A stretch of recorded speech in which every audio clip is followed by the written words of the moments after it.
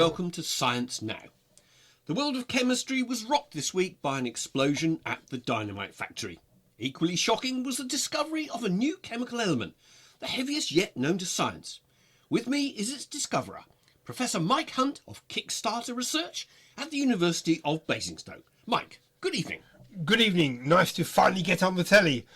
I mean, being an old, ugly bloke that doesn't happen very often these days, now does it? Quite. And that's why I'm looking to camera and not at you.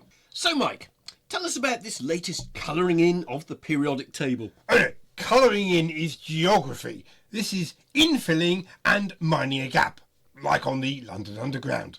Now, this element, which we've tentatively named Administratium, has no protons or electrons and has an atomic number of 0. However, it does have 1 neutron, 125 assistant neutrons, 75 vice neutrons and 111 assistant vice neutrons, which gives it an atomic mass of 312.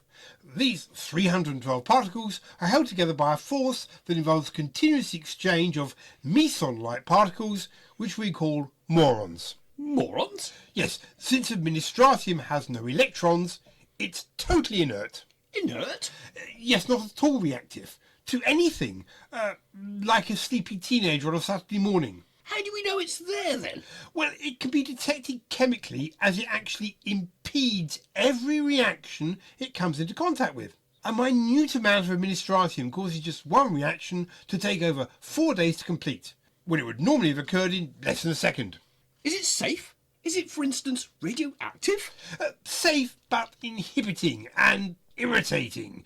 Administratium has a normal half-life of approximately 3 years, at which time it does not decay as such, but instead undergoes a reorganisation in which assistant neutrons, vice neutrons and assistant vice neutrons exchange places. Some studies have shown that uniquely the atomic mass of Administratium actually increases after each reorganisation. That's amazing. And is this stuff everywhere and yet can't be seen? Like dark matter? That's a fair analogy. Or government policies to revitalise the north of England? Oh, exactly. Research at other laboratories indicates that Administratium occurs naturally in the atmosphere.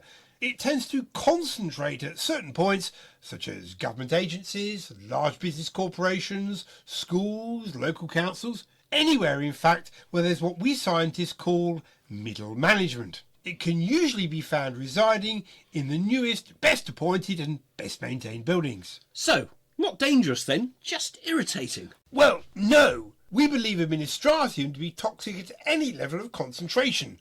It can easily destroy any productive reaction where it's allowed to accumulate. A bit like bureaucratism.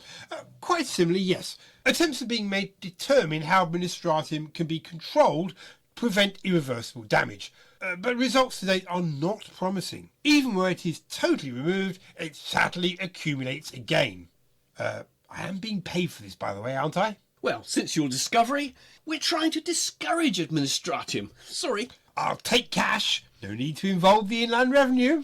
Professor Mike Hunt there on the increasing and shameful commercialisation of science research. Good night. Expenses? No. Luncheon vouchers? No. Look, I know where you live and I can send some Administratium your way.